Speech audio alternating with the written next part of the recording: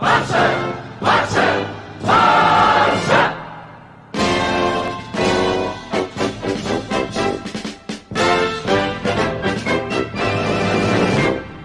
guys, welcome to Zenit United.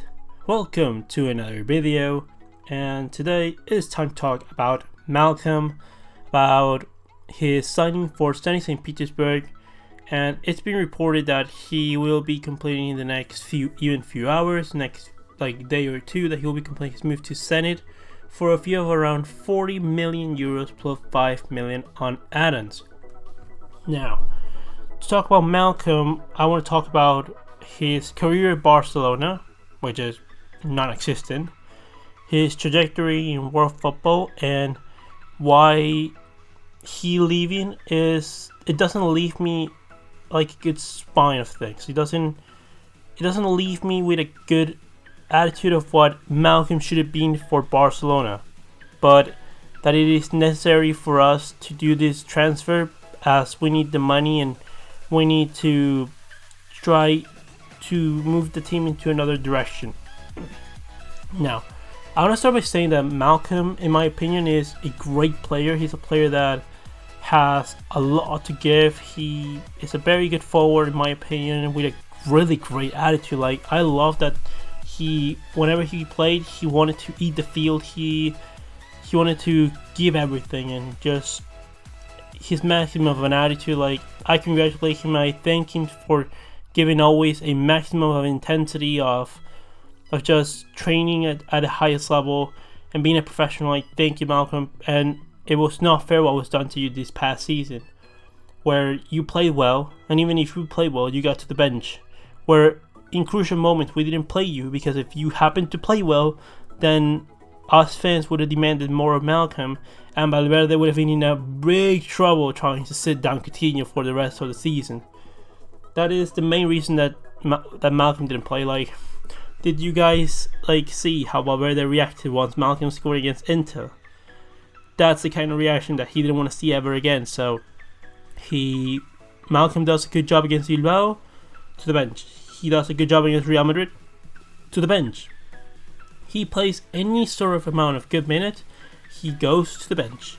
Because if you give him continuity and give him opportunities, you don't know, he might be actually good for a position that is his position and not Coutinho's position. But it's not only Valverde's problem. Like, you have to understand that they made the squad, like the sporting directors and the whoever was building the squad made the squad far too big.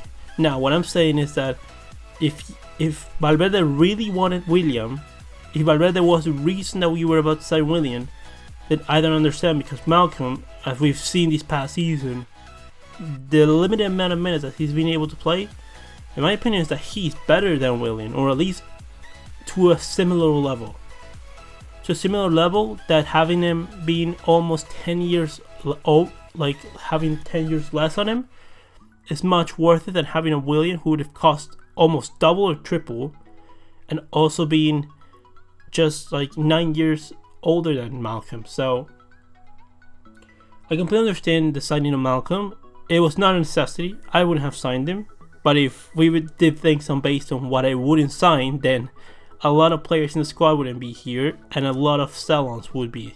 So Malcom's a great player. I hope that he can progress his career in Europe. He's to a similar level of those great wingers that you're looking for the future. Ismail Assar, you have even Wilfried Zaha, you have Hakim Ziyech, David Neres. You have all these great wingers, and I think Malcom goes into that pile of really great wingers that could develop into some of the best players in the world. But it's all whether they can have the right mentality, the right project to work on, to be in a system that works well for them. That's really important always. It's a shame that Malcom couldn't succeed at Barcelona, but he was never going to succeed when he had other 4 people fighting for 3 positions, and then Malcom. So Malcom got to play any minutes because Dembele got injured, and because Coutinho was a very fat miss this past season. So that's the only reason Malcom got to play any minutes in a normal side. Let's just put it this way: in a normal side where Dembele's performances are to a level, and then you have Griezmann, Suarez, and Messi playing to their level, Malcom would have played anything. So in my opinion, that's why I say 4 forwards for 3 positions is more than enough. And then just use La Masia, just use your youth academy and try to cover for any spots that you need with the youth players. Give them a chance. If they're not good enough, you can do something in the January transfer window and fix something. But that you're not gonna lose the titles because of your bench players, but you can win titles because of your bench players. But you need to have players that, when the moment of truth is to the play, they're gonna be able to go onto the pitch and be happy with the minutes that they're being given. I think that Malcom is not as good as Ousmane Dembele. I think that Dembele, just because of raw pace, he's able to shoot with both feet, and that he's just more of an explosive player. I think that he's better than Malcom. Now, one thing that I wish Dembele had automatically, I'm not saying that he starts to have this or he just will never have this, is that Malcom, you see him on the pitch and he's a fighter. Like, you see players like Irving Lozano, Malcom, players like that, and they want to eat the field. They want to give everything. I wish Ousmane Dembele could be something more like that. You sometimes see him on the pitch and you see Dembele a little bit too passive. Like, he something doesn't know where he's standing or something like that. It's kind of frustrating sometimes, but I think that we can make progress. The fee is great. We've recovered pretty much all of our investment in Malcom, and we could even, if those variables happen to be completed, we could even make money on him.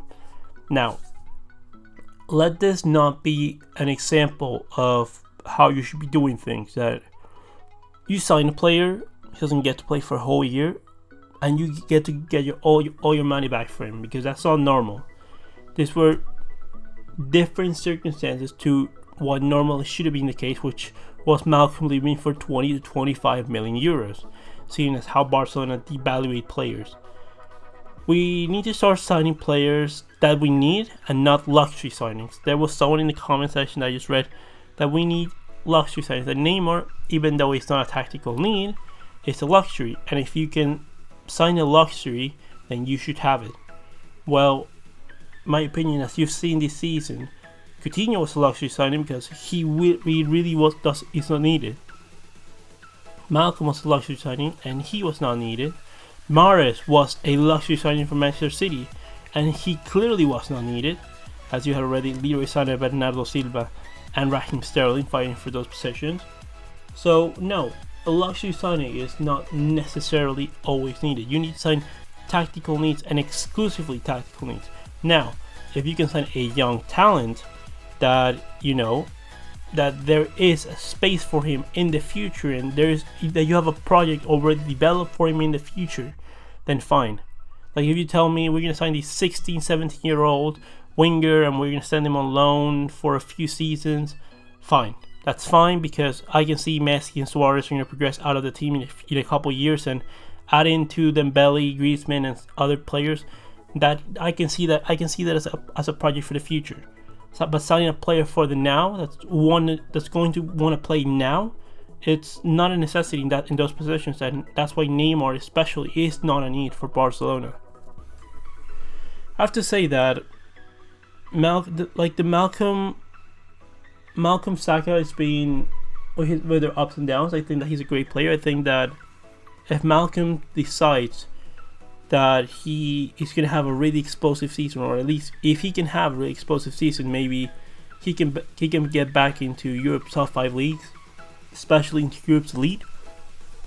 I think that playing Champions League football is very important for his decision. I think that that's the difference between going to Everton or not. Also, that they're paying him 6 million euros a season for 5 years, so that's 30 million that he's getting. And considering that his past experience at Barcelona wasn't that great, you have to understand that these are footballers and that their careers are relatively short to other people's. Like, other people's have 30 to 40 year careers, while players normally have 10 to 15 year careers, and they have to get the most of it and make the most money they can, because after that they might not be able to do some other things. So I think Malcom is a great player. He's a player that maybe could get back into Europe's elite.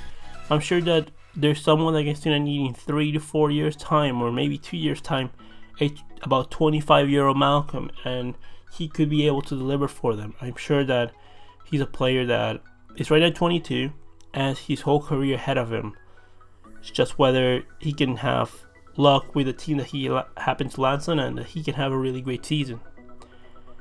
Well said and done. Leave me all your opinions in the comment section below. What do you think about Malcom? Do you think that he's alright leaving Barcelona, that we should have kept him, that he should have left? Do you think that it's a good move, his sending move? Leave me all your opinions in the comment section below. Comment, like and subscribe, and I'll see you in the next one, Blaugranas.